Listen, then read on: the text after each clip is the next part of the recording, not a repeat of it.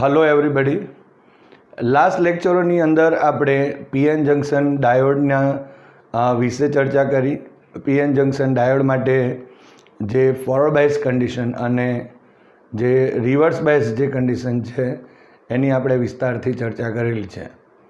આપણે જાણીએ છીએ કે જ્યારે પીએન જંક્શન ડાયોડ એ ફોરવર્ડ બાયસ સ્થિતિમાં હોય ત્યારે એમાંથી વિદ્યુત પ્રવાહ પસાર થાય છે અને જ્યારે એ રિવર્સ બાયસ સ્થિતિમાં હોય ત્યારે એમાંથી વિદ્યુત પ્રવાહ લગભગ પસાર થતો નથી, એટલે કે શૂન્ય હોય. કારણ કે એનો જે ફોરવર્ડ બાયસ સ્થિતિ હોય ત્યારે જે ડાયનેમિક અવરોધ હોય એ ડાયનેમિક અવરોધ ઘણો ઓછો હોય છે અને એટલા માટે પ્રવાહનું વહન શક્ય બને છે.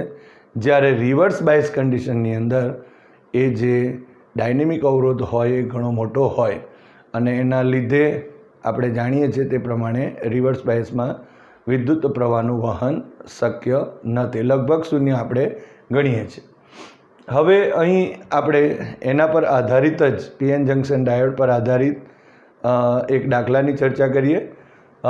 સ્વાધ્યાયનો 14.10મો દાખલો કે પીએન જંક્શન ડાયોડમાં પ્રવાહ આઈનું સમીકરણ આ મુજબનું છે: I is equal to I0 exponential EV divided by KBT minus 1, જ્યાં I0 ને રિવર્સ સેચ્યુરેશન પ્રવાહ કહે છે. V એ ડાયોડના છેડાઓ વચ્ચે લાગતો વોલ્ટેજ છે, જે ફોરવર્ડ બાયસ માટે ધન અને રિવર્સ બાયસ માટે ઋણ છે, તથા I એ ડાયોડમાંથી પસાર થતો વિદ્યુત પ્રવાહ અને KB બોલ્ટ્ઝમાન અચળાંક 8.6 ઇન્ટુ 10⁻⁵ ઇલેક્ટ્રોન વોલ્ટ પર કેલ્વિન છે અને T નિરપેક્ષ તાપમાન છે. જો આપેલ ડાયોડ માટે I0 5 ઇન્ટુ 10⁻12 એમ્પિયર અને temperature T is equal two 300 kelvin હોય તો ક્વેશ્ચન નંબર 1 એ 0.6 વોલ્ટ જેટલા ફોરવર્ડ બાયસ વોલ્ટેજ માટે ફોરવર્ડ પ્રવાહ કેટલો થશે. તો અહીં આપેલ જે માહિતી છે એ માહિતી મુજબ જો આપણે અહીં બધી માહિતી કિંમતો લખી દઈએ અને આપેલ જે સમીકરણ છે એનો ઉપયોગ કરી અને આપણે 0.6 વોલ્ટ માટે જે વિદ્યુત પ્રવાહ છે એનું મૂલ્ય મેળવીએ. તો અહીં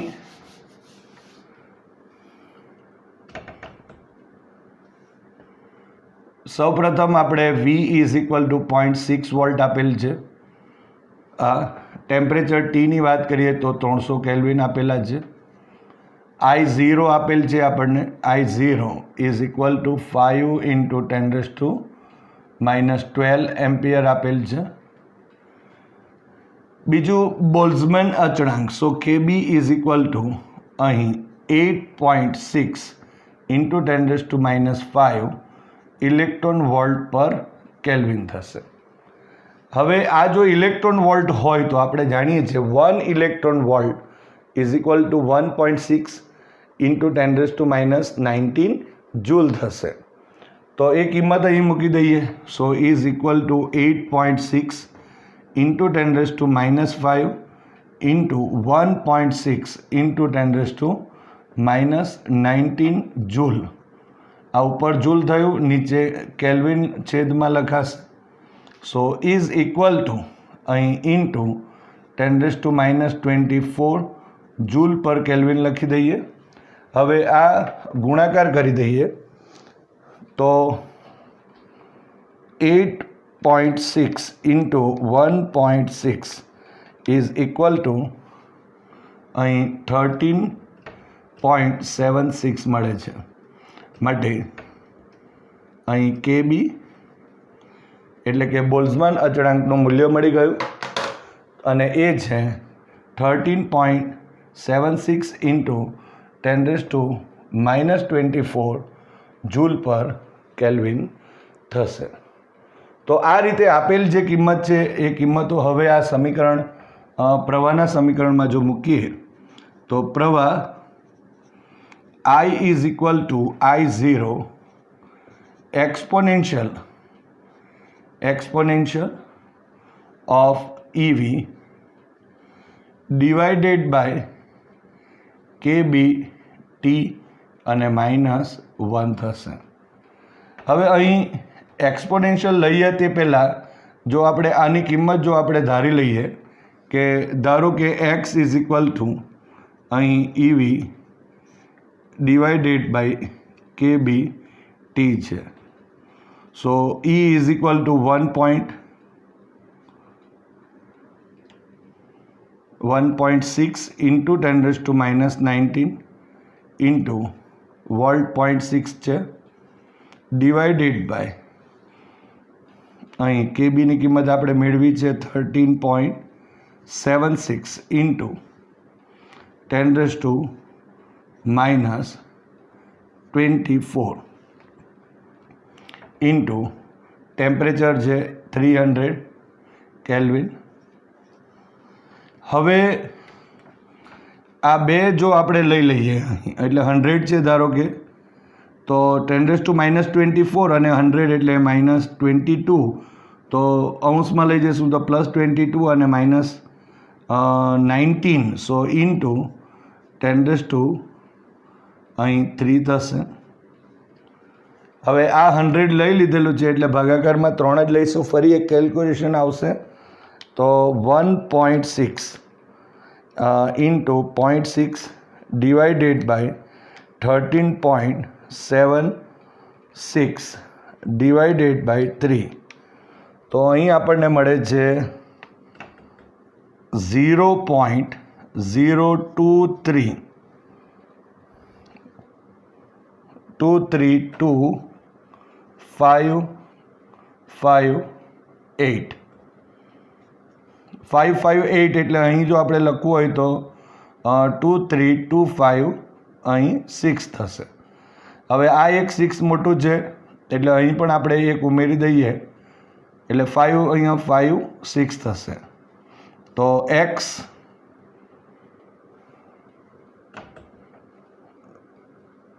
ઇઝ ઇક્વલ ટુ અહીં ઇઝ ઇક્વલ ટુ 1 2 3 જો પોઈન્ટ પછી આપણે 3 સ્ટેપ જમણી તરફ જઈએ છીએ એટલે 10⁻³ અને આ +3 થશે.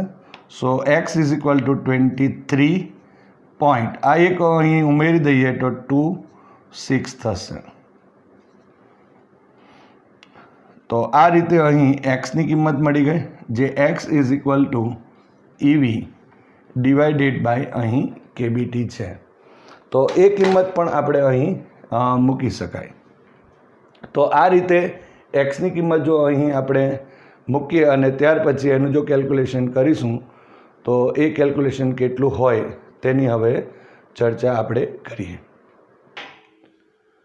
હવે જે આ એક્સની કિંમત છે તે અહીં EV ડિવાઇડેડ બાય KBT છે જે અહીં મૂકી દઈશું. અહીંયા જે ઇક્વેશન જે છે એ ઇક્વેશન અહીં જો આપણે કહીએ તો I0 આ રીતે છે. અહીં પણ આપણે લખી દઈએ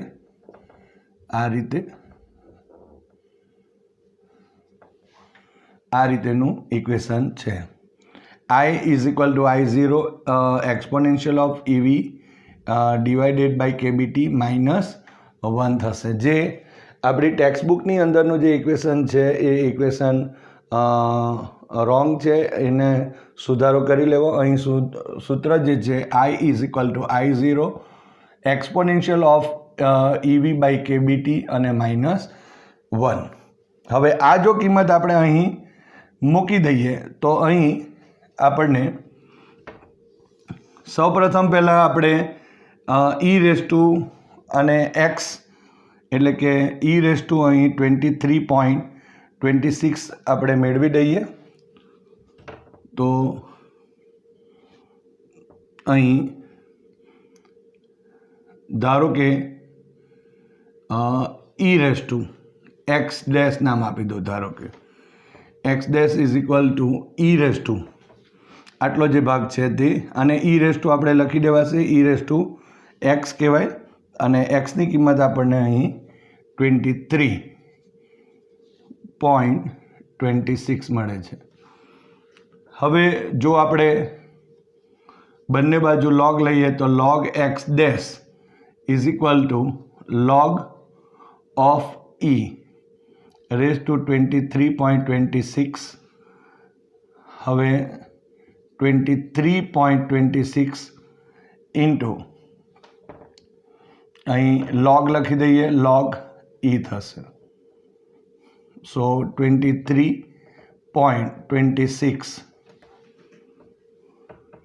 અને log e એટલે log 2.718.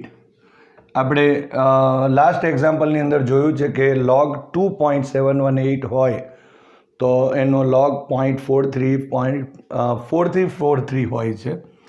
સો અહીં 23.26 અને અહીં ઇન્ટુ 0.4343 થશે. સો અહીં log x dash is equal to અહીં 23.26 ઇન્ટુ એનું ફરી પાછું આપણે કેલ્ક્યુલેશન કરીએ તો 23.26 ઇન્ટુ 0.43 થશે is equal two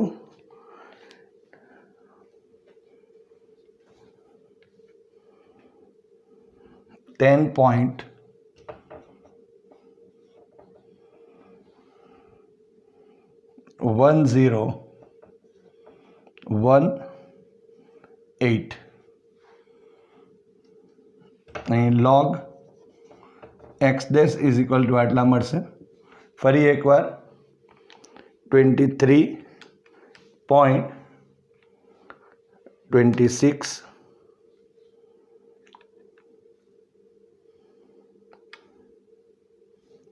into 0.4343. So is equal two 10.1018. Okay, તો અહીં હવે x dash is equal two NT log of 10.1018 થશે. સો અહીં પહેલેથી આપણે જો અહીં લખવું હોય તો લખી શકાય ઇન્ટુ 10⁻10 લખી દેવાશે અને અહીં 10 અને 18નો આપણે log જોઈ લઈએ. તો અહીં જે 0.1018 નો જો આપણે એન્ટી લોગ જોઈએ તો એ અહીં 1 2 અને 64 જેટલું હોય છે. એટલે તમે જોઈ શકો છો અહીં કે આ જે આપણા પાસે 10 પોઈન્ટ હતા એક ઉમેરી દે 10⁻11 થઈ કરી શકાય અને અહીં પણ પોઈન્ટ લખી શકાય, પણ આપણે ડાયરેક્ટ 10 લખેલા છે માટે હવે આ ડાબી બાજુથી એક પોઈન્ટ કટ કરવો પડશે એટલે દશાંશથી અહીંયા એટલે 1.264 થશે અને into 10⁻10. So x dash is equal two આપણને આટલા મળી જાય છે. તો આ રીતે આપણે અહીં જે આટલો પોર્શન હતો exponential of EV divided by જે કેબીટી છે એની કિંમત આપણે અહીં મેળવેલી કહેવાશે. હવે તમે જોઈ શકો છો કે અહીં જે 1.264 ઇન્ટુ 10⁻10 અને અહીં 1 છે તો આની સરખામણીમાં અહીં આ જે કિંમતો છે આ કિંમત જે છે એ ઘણી જ મોટી છે અને જો ઘણી મોટી હોય તો આપણે અહીં i જે છે ધારો કે એને આપણે i1 નામ આપી દઈએ તો i1 ઇઝ ઇક્વલ ટુ અહીં આ સમીકરણ પરથી સમીકરણ 1 પરથી એવું લખવું હોય તો લખી શકાય સમીકરણ નંબર 1 પરથી અહીં i0ની કિંમત મૂકી દઈએ તો 5 ઇન્ટુ 10⁻12 થશે.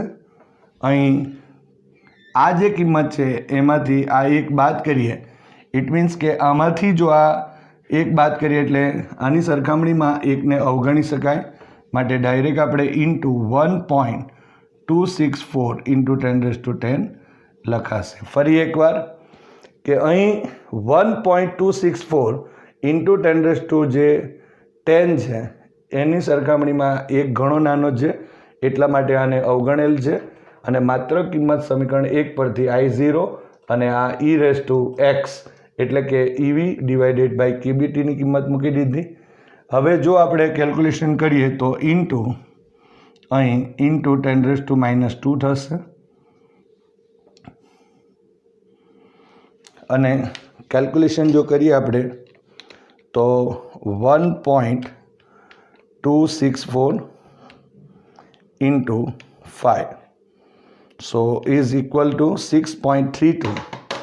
અહીં 6.32 જેવું મળે છે. માટે I1 is equal two 0.0632 ampere થશે. તો આ રીતે આપણને અહીં ફોરવર્ડ જે પ્રવાહ છે એ I1 is equal two 0.0632 ampere મળે છે. હવે ક્વેશ્ચન બી કે જો ડાયોડ પરનો વોલ્ટેજ વધારીને 0.7 વોલ્ટ કરવામાં આવે તો તેમાંથી પસાર થતા પ્રવાહનો ફેરફાર કેટલો હશે? તો અહીં આપણા પાસે V ઇઝ ઇક્વલ ટુ 0.6ને બદલે હવે 0.7 લખી દઈશું.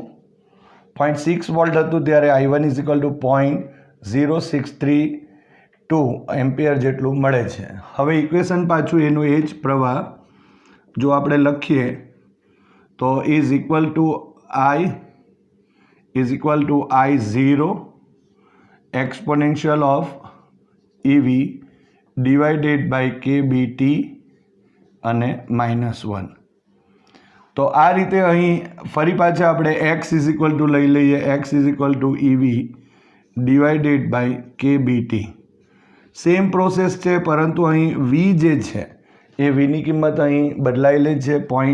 અહીં 7 જેટલી થયેલી છે. સો અહીં 1.6 ઇન્ટુ 10⁻19 ઇન્ટુ 0.7 અને ડિવાઇડેડ બાય અહીં 13.76 into 10⁻24 into 300.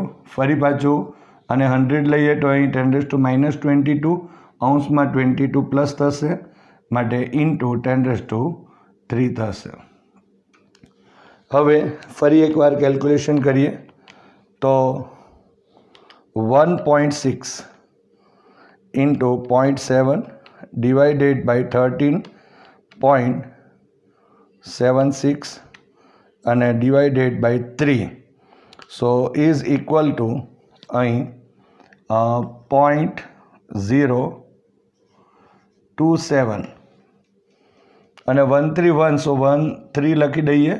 So is equal two 27.13 થશે. સો x ઇઝ ઇક્વલ ટુ આપણને અહીં 27.13 આપણને મળે છે. સો આ જે કિંમત છે તે અહીં જો આપણે આ સૂત્રમાં મૂકી દઈએ તો એને ધારો કે આપણે x ડેશ આપી દઈએ નામ. x dash is equal two e⁻. હવે આની કિંમત આવી છે 27.13. સો બંને બાજુ log લઈએ તો log x dash is equal two 27.13 into log e થશે અને 27.13 ઇન્ટુ log e એટલે log 2.718. So 27.13 into 0.4343 so is equal two calculation આપણે કરીશું તો 27.13 into 0.4343 so is equal two 11.78 અને 26 થશે. કારણ કે 559 છે એટલે 56 થશે. હજુ એક ઉમેરી દઈએ તો અહીં 6 થઈ જશે આ રીતે. તો અહીં log x dash is equal to 11.7826 થયું. માટે x dash is equal to antilog of 11.7826 થશે. સો ઇઝ ઇક્વલ ટુ આ 11 છે એટલે સૌપ્રથમ આપણે 10⁻11 પહેલાં લખીએ. હવે 0.7826ના એન્ટીલોગમાં આપણે જોઈએ છે. તો તે અહીં આપણને મળે છે 6061. અહીં 10⁻11 તો લખી દીધા, માટે એક દશાંશ ચિહ્ન અહીંયા ડાબી બાજુથી લેવું પડશે એટલે 6.061 એ આપણને અહીં એક્સ ડેશ મળી જશે.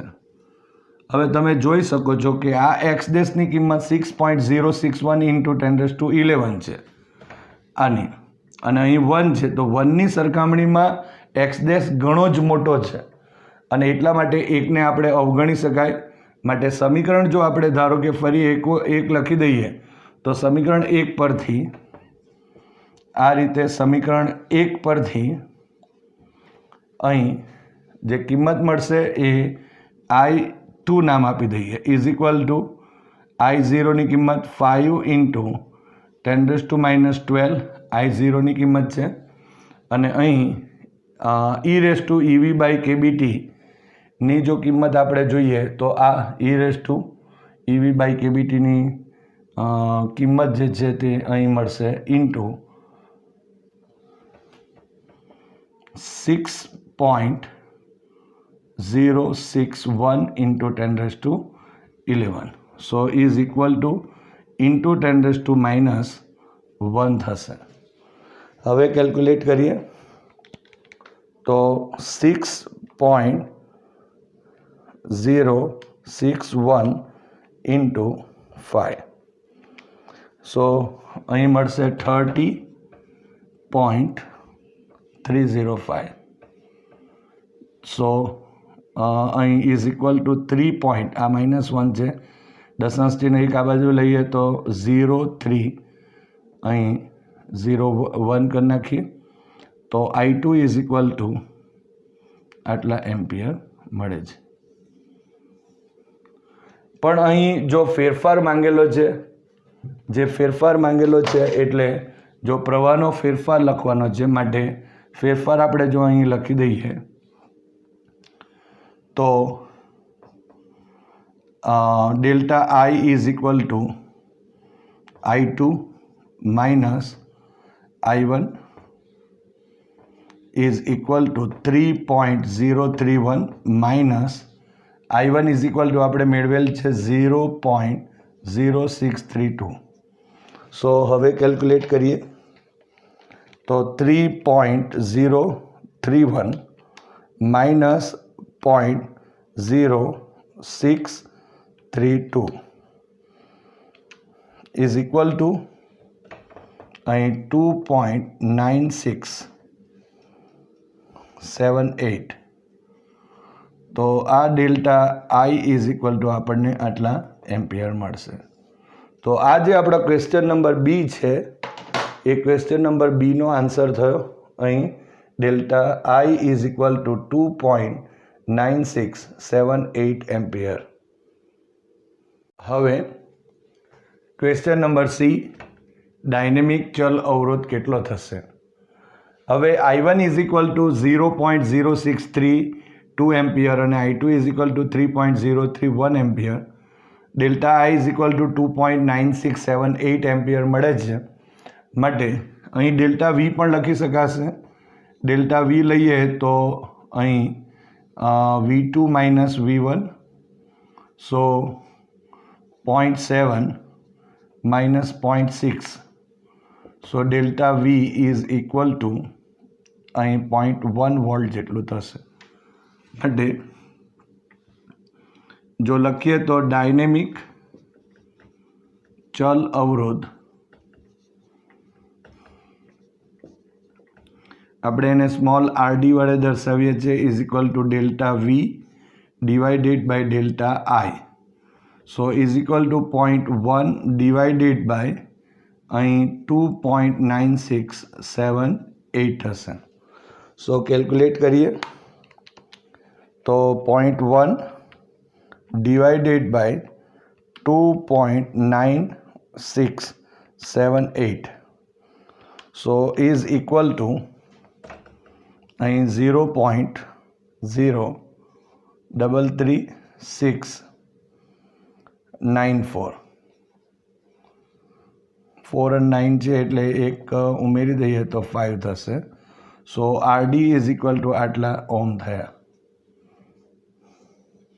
તો અહીં ફોરવર્ડ બાયસ કન્ડિશનમાં જ્યારે 0.6 પરથી 0.7 જ્યારે વોલ્ટ થઈ ત્યારે પ્રવાહમાં થતો ફેરફાર 2.9678 એમ્પિયર જેટલો હોય અને ડાયનેમિક અવરોધ આટલો હોય છે. હવે જો આપણે આપણા પાસે સીનો ઉકેલ મળશે. હવે ડી માટે જો કહીએ તો અહીં જો રિવર્સ બાયસ વોલ્ટેજ 1 વોલ્ટથી 2 વોલ્ટ થાય તો પ્રવાહનું મૂલ્ય શોધો.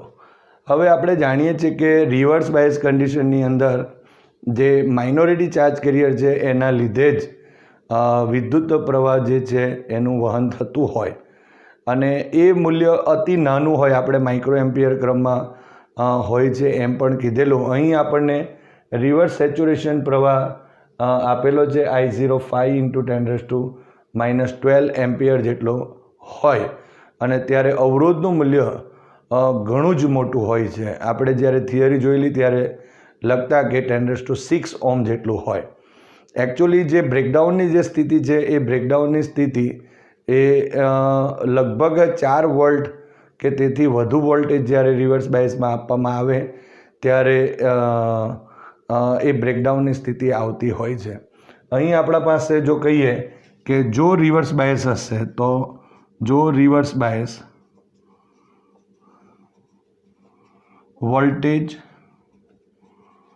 એ 1 વોલ્ટથી અહીં 2 વોલ્ટ થાય તો જે પ્રવાહનું મૂલ્ય એ I0 is equal two 5 × 10⁻12 ampere જેટલું અહીં અચળ રહેશે.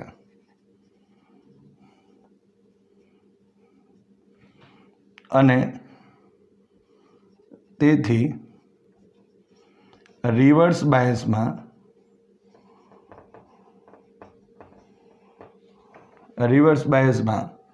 જો અહીં પ્રવાહનું મૂલ્ય જો આટલું જ અચળ રહેશે તો એમાં જે ફેરફાર થતો હોય એ ફેરફાર આપણે શૂન્ય થાય.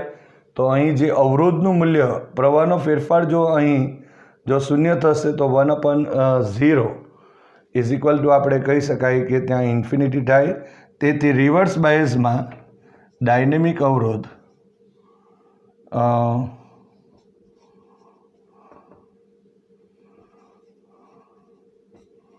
નું મૂલ્ય લગભગ અનંત થશે. અહીં પ્રવાહ તો આપણને મળી જાય છે, પ્રવાહનું મૂલ્ય તો અચળ રહેશે, પરંતુ અહીં અવરોધનું મૂલ્ય પણ કહી શકાય કે લગભગ એ અનંત થશે.